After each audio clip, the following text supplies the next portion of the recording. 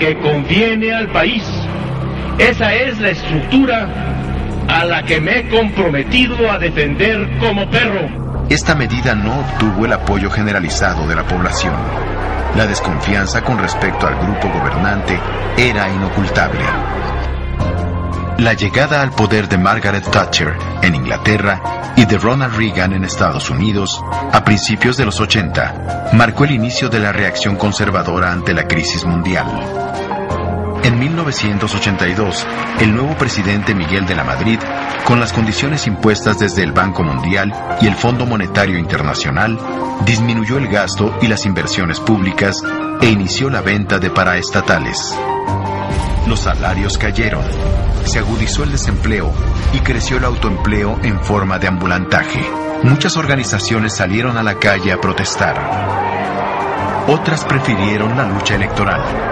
Empezaron a impugnar y a derrotar al PRI en elecciones municipales, especialmente en el norte del país.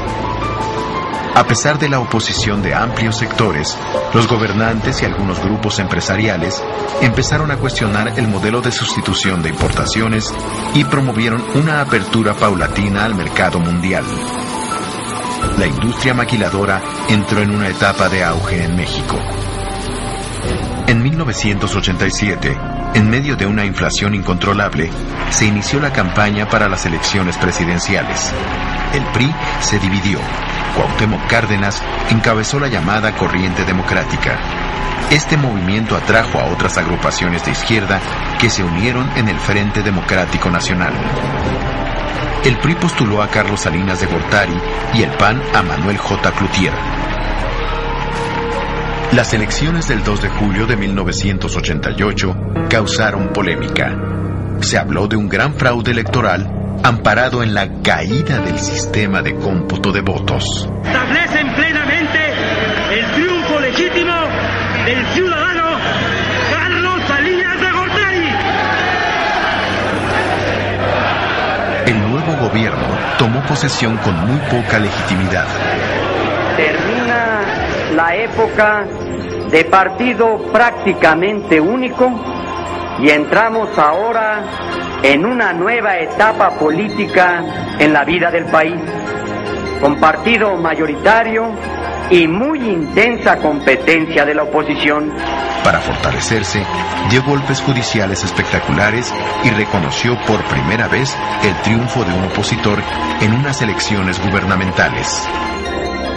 Ese mismo año también nació el Partido de la Revolución Democrática, conformado por los grupos del Frente Democrático Nacional. A fines de los 80, cayó el muro de Berlín, y después el bloque de países socialistas europeos y la Unión Soviética desaparecieron. Esta situación reforzó las posturas conservadoras que buscaban la liberación del mercado mundial, lo que popularmente se conoció como neoliberalismo. En México, el gobierno siguió estas directrices y adelgazó al Estado. Controló la inflación reduciendo el gasto social y junto a negocios en bancarrota vendió empresas importantes como los bancos y teléfonos de México. A principios de los 90 se renegoció la deuda externa mexicana. Este hecho tuvo un efecto positivo sobre las finanzas públicas y detuvo la inflación que, sin embargo, no evitó el declive de la economía. El gobierno reiteraba que México estaba a un paso del primer mundo y para pertenecer a tan selecto grupo era necesario firmar el Tratado de Libre Comercio con Estados Unidos y Canadá. Esta decisión confirmó el abandono del modelo de sustitución de importaciones e impulsó la apertura comercial y las exportaciones como sustento del desarrollo nacional.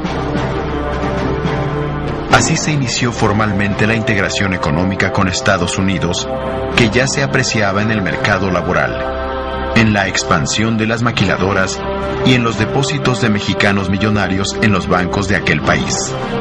El TLC se aprobó en 1993 para que entrara en vigor el 1 de enero del año siguiente. Niños vestidos con el atuendo del ejército zapatista, portando rifles, hombres indígenas, resguardaban la presidencia municipal, donde algunos de los integrantes dieron una improvisada rueda de prensa. ¿Cómo se identifica, señor? Nosotros nos identificamos el Ejército Zapatista de Liberación Nacional. Los integrantes de esa organización declararon la guerra al gobierno mexicano. Quieren créditos, quieren muchas cosas, pues, de que ya probaron que les dieron y no les dieron. La guerra duró 11 días, pero tuvo un impacto extraordinario. El olvidado problema indígena volvió a ocupar la atención del país, mostrando de nuevo el rostro de las profundas desigualdades sociales. 3 meses después, otro acontecimiento iba a ensombrecer aún más el panorama.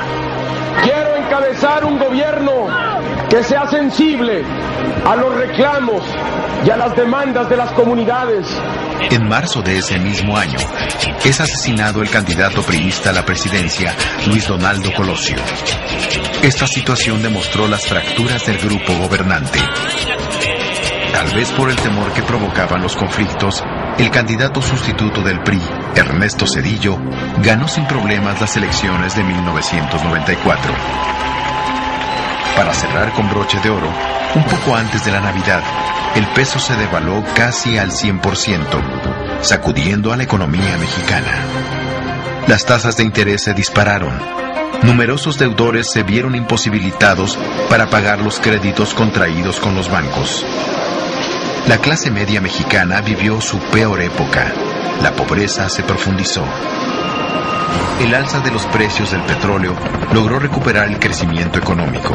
Sin embargo, el gobierno se comprometió a pagar los préstamos incobrables de los bancos, algunos de ellos de muy dudosa legalidad.